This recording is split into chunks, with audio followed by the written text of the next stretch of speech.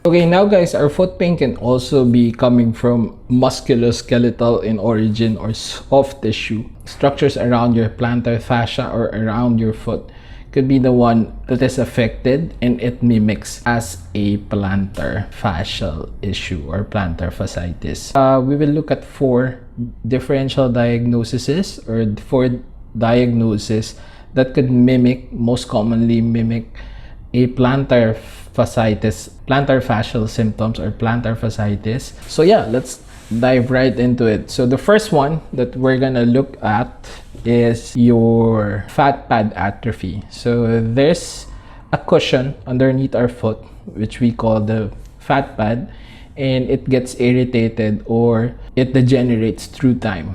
So whenever we bear weight on our foot, that fat pad provides cushion on our foot so that we won't feel the pressure all the way to the bones of our feet. If you have an irritation on the fat pad, or if you have degeneration of the fat pad or atrophy of that fat pad, what could happen is when you try to bear weight on your foot, you will feel as if the bones of your foot is touching the ground. So that's one of the classical symptoms or signs if you have a fat pad atrophy. So you will also feel very tender on your foot, on the balls of your foot or on your heel area when you try to press on it or really put some pressure on your heel. It mimics as a plantar fascia, but usually for fat pad irritation or fat pad atrophy, there's absence of that first step pain in the morning, which is very common in plantar fasciitis. But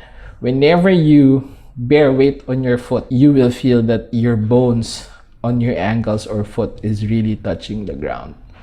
So that's how you can differentiate it with PF or plantar fasciitis.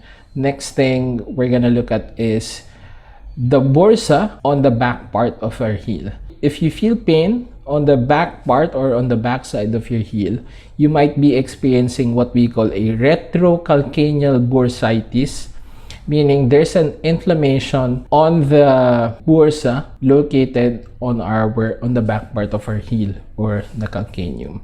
So what happens is this bursa helps decrease the surface friction between our Achilles tendon and calcaneus bone. When this bursa is irritated, so for example, whenever we move our foot going this way a lot of times, so that bursa is irritated and it could happen that you will feel inflammation on that bursa. So what you will see is on the back part of your heel, there's indentation on the heel part. So that's where you can actually check and look if you have retrocalcaneal bursitis rather than PF or plantar fasciitis.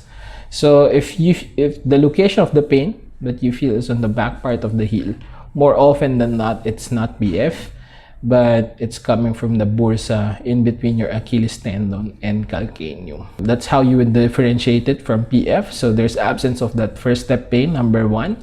And then number 2, the location of the pain is on the back part of your heel. Now, the way for you to treat this one is for you to actually stretch your calf, increase flexibility on your calf so that there's more space for that Achilles tendon to calcaneum movement, so that your bursa won't be irritated and it won't cause you pain. And also, you have to manage that swelling on the bursa by putting ice on it as often as 4 times a day for 15 minutes. That can help you decrease that pain right away. Some people have it but don't have some people actually have this diagnosis but don't experience pain. It's actually okay. For some people, it irritates them so much for years or months now that the only solution is surgery. So sometimes it could happen, but it's really just a small surgery, so it's not gonna cause a lot of side effects on our body if you do it.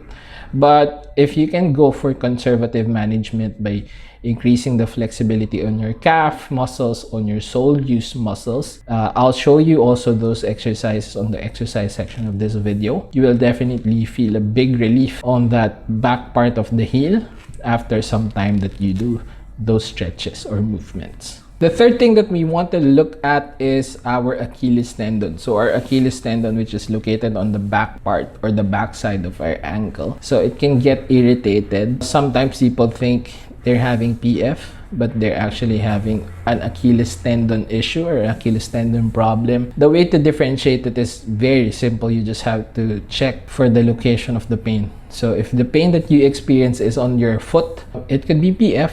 But if the location of the pain that you're having is on the back part of the ankle, on that heel cord, it could be a problem on your Achilles tendon. The way to manage Achilles tendon problems or Achilles tendon issues is to give it some eccentric strengthening exercises, meaning a slow lowering exercises for the calf. You will raise your heel up and then slowly go down. That's wherein you can try to rehabilitate or improve the condition of that tendon itself, which I will show you on the exercise series also of this video. And also you have to work on the posture of your foot, meaning if your foot is overly pronated or your foot is overly supinated, you have to work on that, because that's where the problem starts for Achilles tendon. So if your foot is overly pronating or your foot is overly supinating, the distribution of force on your Achilles tendon and your plantar fascia is not distributed properly. Once it's overloaded by too much load, it will create pain, it will create discomfort, it will create inflammation on the tissue on your Achilles tendon, or it could also create that deformation of the collagen fibers, because your Achilles tendon is also made up of collagen. It would create that and it will experience pain. Again, it's a signal to our body, it's a signal from our brain to our body that something is not right with the activities that we're doing or with the posture of our foot, and we have to do something about it to completely fix the problem. Now, the last thing that we're gonna look at is if you have pain on the inner side of your foot or ankle and your tibialis posterior, which is located on that side, is having some problems or dysfunction. So the last thing that we're gonna look at is tibialis posterior dysfunction or posterior tibialis dysfunction. So this muscle is mainly responsible for stabilizing our foot and lifting our arch up. And if this tissue is working too much, or there's an increase in tension on that tissue, or actually the reverse, so it's weak and there's no tension on that tissue, you might experience pain on the inner side of your foot. The way to differentiate it from PF, again, there's absence of first step pain in the morning, so usually it's present with PF. But if not, don't discard it yet. You may do also some test for you to check if it's coming from your tibialis posterior, which is a heel raise.